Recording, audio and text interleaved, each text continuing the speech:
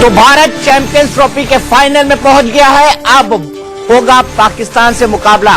बांग्लादेश को सेमीफाइनल में 9 विकेट से हरा दिया है। 18 जून को पाकिस्तान से है फाइनल। एक फाइनल वैसे ही भारत जीत चुका है पाकिस्तान को हरा के टूर्नामेंट के अपने पहले मैच में, लेकिन आज उसने शानदार प्रदर्शन करते हुए बांग्लादेश को सेमीफाइनल में 9 विकेट से हरा दिया। आपके विराट कोहली और हमारे विराट कोहली, क्या कहेंगे आज आप उनके बारे में? ये बहुत कन्विंसिंग विक्ट्री है। एक विकेट ही आउट हुआ है, शिखर आउट हुए, वो भी बहुत शानदार बल्लेबाजी कर रहे थे और एक बड़ा शॉट मारने गए तो आउट हो गए। लेकिन उसके बाद जिस तरह की वन साइडेड अफेयर हुआ है, बहुत ज्यादा उम्मीदें थी बांग्लादेश से, और जिस तरह के सोशल मीडिया पे वो कार्टून्स बना रहे थे इंडियन प्लेयर्स के, तो शायद उनका करारा जवाब दिया है इंडियन प्लेयर्स ने। करारा जवाब मिलेगा पाकिस्तान को भी। बिल्कुल, क्यों नहीं दीपक जी, मैं सच बोल रहा हूँ। जिस तरह से भारतीय टीम बल्लेबाजी कर रही है, गेंदबाजी कर रही है और फील्डिंग कर रही है, मेरे ख्याल से बहुत ऊपर वाले क्लास की बल्लेबाजी और क्रिकेट खेल रही है। तो मेरे देखो, जितनी मैचेस जीते तो आपने देखा पे 1, 2, 3, 4 बल्लेबाज खाली काम कर रहे और मैच जिता रहे भारत के लिए।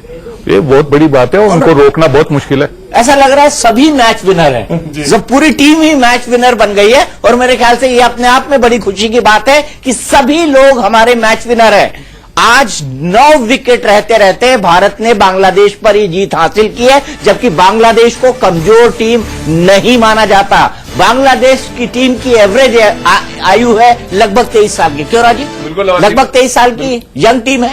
और दीपक जी, जब ये मैच शुरू हो रहा था तब बब्बर शेर लेके घूम रहे थे और तब ये कहा जा रहा था कि विराट शेर की सवारी करेंगे। तो आज शेर की सवारी करते नजर आए विराट कोहली, न सिर्फ बल्लेबाजी में बल्कि लेकिन हमारे पास गब्बर है। उनके पास गब्बर था तो हमारे पास गब्बर है, और गब्बर ने शानदार ओपनिंग करी। और इस टूर्नामेंट में दीपक जी सबसे ज्यादा रन बनाने वाले बल्लेबाज हैं, और ऐसा लगता है कि चैंपियंस ट्रॉफी सिर्फ शिखर धवन के लिए होती है। अच्छा, चैंपियंस ट्रॉफी शिखर धवन के लिए होती है। जिस तरह से विराट कोहली खेले, विराट के खेल को देखकर आज आप क्या कहेंगे? क्योंकि ऐसा लग रहा था कि पहला विकेट गिरने के बाद जैसे टीम डिमोरलाइज हो गई। कई मैचेस में देखा, कई बड़े मैचेस में हमने देखा, तो विराट ने जिस तरह का सपोर्ट दिया रोहित शर्मा को, मेरे ख्याल से उसको क्या कहेंगे आज आप? आज बहुत ही बेहतरीन फॉर्म में थे दीपक जी। आते ही जिस तरह उन्होंने कवर ड्राइव मारे, 2-3 ऑन ड्राइव मारे, वो लाजवाब थे, दर्शनीय थे और पूरी तरह कमांड में थे। आज बिल्कुल जैसे कहते हैं क्रश करने के मूड में थे, और वो उन्होंने दिखाया कि बहुत अच्छे से, विकेट बहुत अच्छा था और बॉलिंग भी शायद उनको सूट कर रही थी। तो हर तरफ उन्होंने शॉट्स खेले। वहीं साथ साथ रोहित बेहतरीन बल्लेबाजी कर रहे थे, उन्होंने बहुत शानदार पुल मारे और कुछ बेहतरीन कवर ड्राइव्स रोहित ने मारे। तो कुल मिला के एक बिल्कुल ऑथेंटिक, जिसे कहते हैं कि पूरी तरह से डोमिनेटिंग विक्ट्री है ये। तो राजीव जी, इस बात पे बिल्कुल इस बात पे ये दोस्ती हम नहीं छोड़ेंगे का गाना हम गाना चाहते हैं पाकिस्तान के लिए, लेकिन कम से कम क्रिकेट में नहीं। क्रिकेट में हम उनसे दोस्ती नहीं कर सकते। और जब भी भारत और पाकिस्तान का क्रिकेट मैच होता है, जो अब फाइनल में होगा, वो विश्व युद्ध की तरह होता है। सीधे चलते हैं बर्मिंघम। क्या जीत का माहौल है, क्या जीत का जश्न है, सीधे जानते हैं हमारे सहयोगी विनोद लांबा से। विनोद, बर्मिंघम क्या कह रहा है इस वक्त?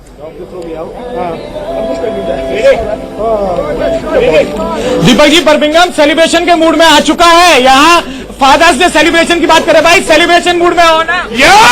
फादर्स डे सेलिब्रेट होगा। फादर्स डे कैसे, थोड़ा एक्सप्लेन कर दीजिए। अरे वही तो बात है भैया, छोटे बच्चों को मिठाई खिलाएंगे, घर वापस भेजेंगे। तो थोड़ा नारा पहुंचा दीजिए, दीपक जी वेट कर रहे हैं आपकी आवाज सुनने के लिए। डांस हो जाए ना, डांस हो जाए थोड़ा सा। पार्टी चलेगी आज बर्मिंघम की सड़कों पे।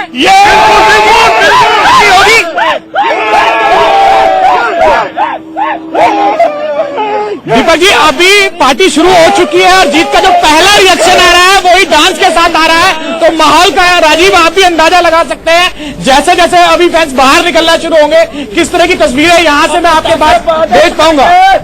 बिल्कुल। और दीपक जी, ऐसा लग रहा है कि मैच हराना अलग बात है और रौंदना अलग बात है, तो यहाँ रौंदना कहें तो ज्यादा ठीक होगा। ठीक है, बिल्कुल रौंदा। और उसी तरह रौंदा जैसे हमने पाकिस्तान को पहले मैच में रौंदा था।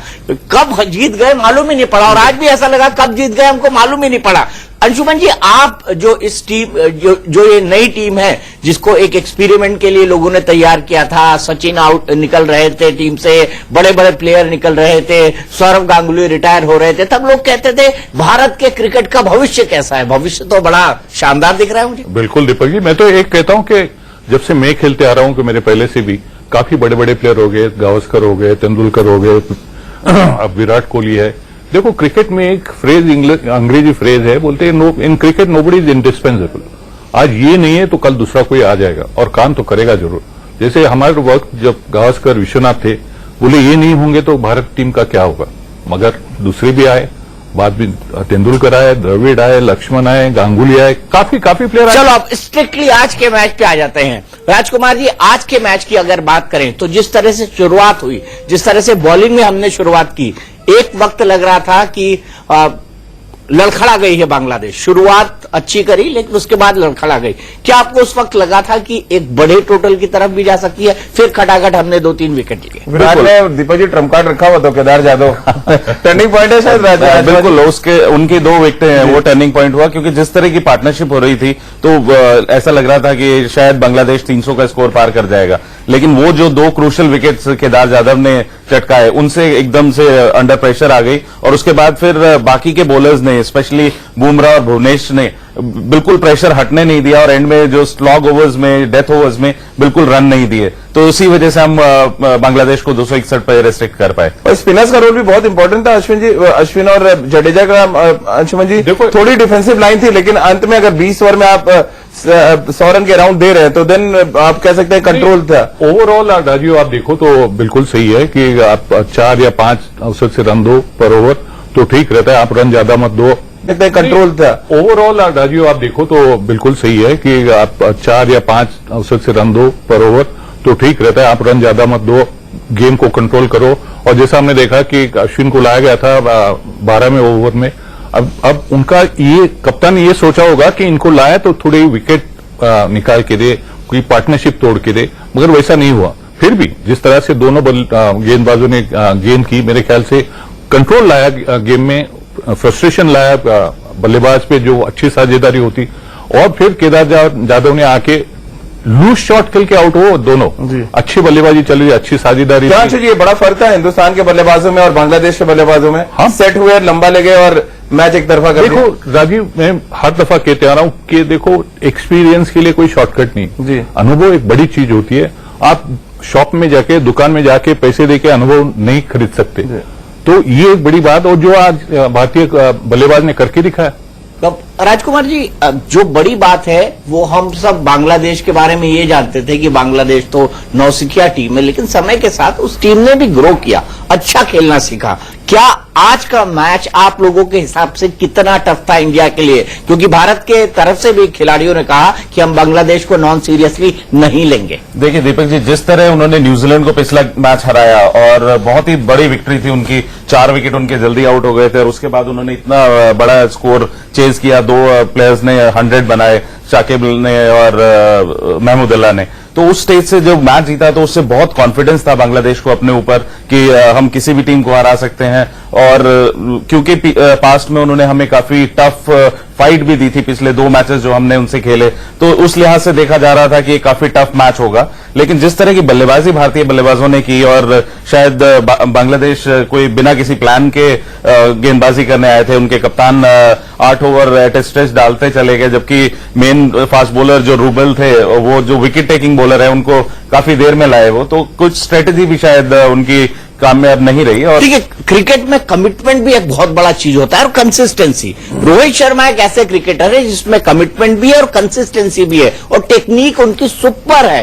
रोहित शर्मा ने जीत के बाद कहा है कि आज मैं बड़ी पारी खेलने आया था, आज मैं बड़ी पारी खेलने आया था, और रोहित के शतक की बदौलत ही सिर्फ 1 विकेट खोकर भारत ने बांग्लादेश को बुरी तरह हराया है, रौंद डाला है।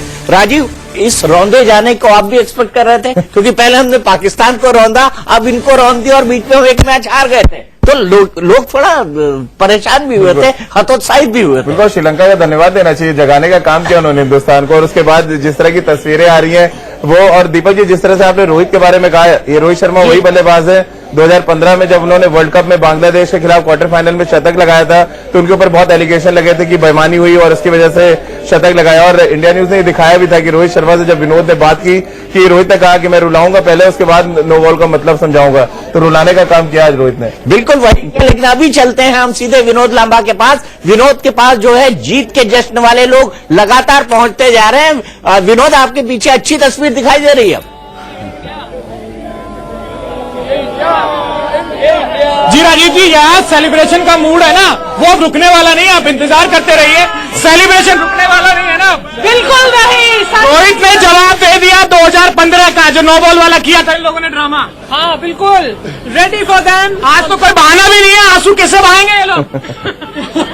बिल्कुल नहीं, अब तो संडे के लिए तैयारी है। तो गाना कुछ डेडिकेट कर दीजिए रोहित के लिए, सब टीम के लिए। आप लोग चक दे इंडिया, सब लोग मिलके गाइए भाई, आवाज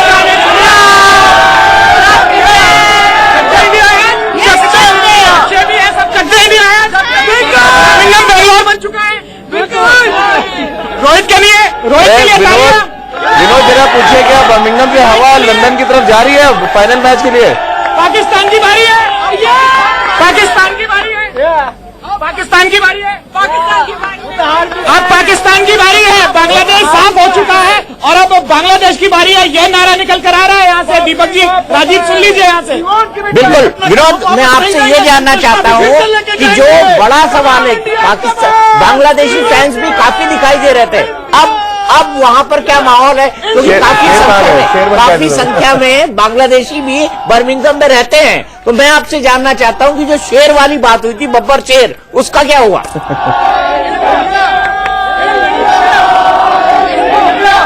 भाई शेर कहाँ गए? बांग्लादेश के शेर कहाँ गए? शेर लेके बांग्लादेश के शेर। What a match we won! India, congrats, Atan and over they Danadan in finals. Go great! कोई बहाना तो नहीं है ना, कोई बेईमानी तो नहीं हुई आप लोगों के साथ? No cheating this time?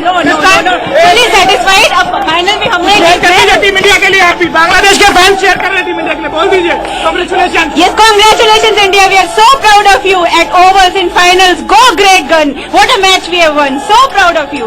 Deepak ji, message मिल गया है। मैं एक सेकंड आप मेरे साथ रहिए, आप लोग मैं आपको डांस की तस्वीरें भी दिखा देता हूँ। और यहाँ जबरदस्त, ये देखिए, ये है असली तस्वीरें। डांस हो रहा है, जश्न हो रहा है और पार्टी रुकने वाली नहीं है। ये मान के चलिए कि इन सड़कों पे 2 से 3 घंटे इसी तरह का जश्न मनाया जाएगा और बर्मिंघम आज सोएगा नहीं, सोएंगे नहीं।